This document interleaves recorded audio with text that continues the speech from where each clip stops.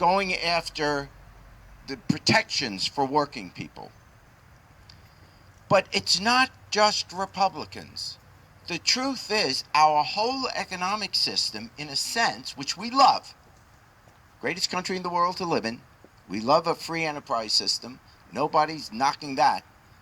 But the whole basis of our economic system is profit motive, right? A person goes into business because they want to make a profit. That's the reason you go into business. And we're all the same, by the way. We're always looking for the best price. You want your house painted, you're going to hire the person not only can do a good job, but gives you the best price. We're always looking to profit. That's why you have business. Well, the problem, why we have problems with working people in America today being able to support their families, is because the drive always is to make a profit.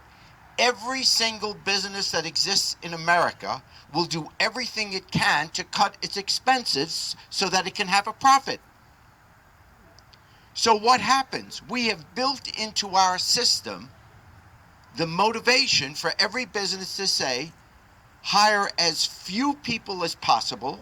In other words, if you can replace a person with a machine, with a computer, you can hire someone overseas at a cheaper rate, they're going to do that because it increases their profit. So hire as few people as possible at as low a wage as they will accept, with as few benefits as they will accept. That's right. That's the system. Knowing that that's the system, we have to have something built in which fights back against that motivation which every business has. And that is organized labor. Yep. If unions die, our economic system ultimately will die, because you will wind up in this country with only 4 businesses that everyone will have to work on. Many, if not most people, ultimately unemployed, because as we get more technological, we will replace more and more people. And you won't be making enough money to support your families, and therefore these businesses will then go out of business because there won't be enough customers that can afford to buy their goods. Yep. So if you love America, if you love our economic system, if you want America to work, you have to support unions. You have to support organized labor. Someone has to fight to say to business, which is not evil, very good-hearted, patriotic American businessmen and women, you have to be able to say to them, we want you to make a profit, but you have to pay labor that is just as worthwhile as any machine you ever do. You're a patriot. You can't say you love America if you don't love Americans. Yep. Working people want to be able to support their families. They want to be able to send their kids to school. They want to be able to have health care. They want all these things because they love their kids just as much as rich people do. Yep. That's the argument for labor. It isn't just I want a higher salary. It's not selfishness. It's the only way we can survive like this otherwise. In the 200 and close to 240 years of American history, we have never, ever, ever had as wide a gap between the very wealthy and the great masses as we do now. If that gap gets any wider and any wider, we are in for a crash, a serious crash. So it's not that I'm preaching to the choir, it's that all of us in the choir have to talk to other people. At the dinner table, when you have relatives come in and say, oh, those damn unions. No! We have to have a countervailing force, because nothing will stop business. If they can get away with paying you nothing, well, they will pay you nothing. Yep. Not because they're evil, but because it's going to look better on their books that their business made a bigger profit. We got to fight back. We got to strengthen unions. Maybe we have to find a way for Americans to be members of unions, even if they're not with a company that is unionized. Mm-hmm. Maybe we have to treat, and it exists, by the way, in other Western societies, where you can be a member of organized labor, even if the particular business you're in is not a labor business.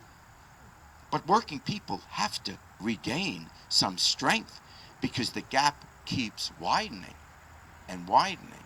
That's what all these elections are about. When you vote, for example, Democrat, You're voting Democrat not just because we have wonderful candidates, but you're voting Democrat because philosophically you understand that when push comes to shove, someone has to be on the side of working people or people that are looking for a job. The rich are going to do fine. I'll be honest with you. I'm going to do fine. Don't worry about me. You raise my taxes, big deal. You know, what's that going to change my life? We got to start being able to fight for working people and people who are not wealthy. Something has to be done about that.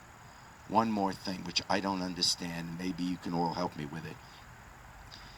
If Barack Obama were on the ballot this year,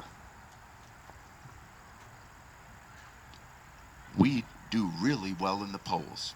Forget Fox News, forget all that crap.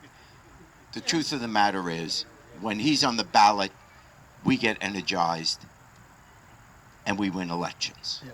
Because everything you're hearing about Barack Obama today is what you were hearing in 2011 and the early part of 2012.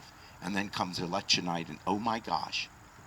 So we know that deep in our hearts, most Americans understand what he stands for, the kind of job he's doing, and yet he's not on the ballot this time. And so you really got to answer yourself, why did you vote? Why did we vote for Barack Obama last time? Was it because he's cool? Was it because he's a great husband, a great father, he's smart, he's good looking, he's athletic, he can sing? No, it has, if we don't show up at the polls this year, that'll be the conclusion we can draw. That we got excited in 2012 because he was on the ballot. But wait a second. Remember what I just said. These elections are important because we have to fight for working people in this country. Even if the candidates we are voting for can't dance. Even if they can't hit a jump shot. This isn't like People magazine. This is serious stuff. So let's remember why we're involved in all of this to begin with. We're trying to make our country, keep our country strong, make it even greater. That's why we're voting this year. Let's get it done. For ourselves, for our children, for our grandchildren. Thanks for having me. Amen. Great job, Jerry.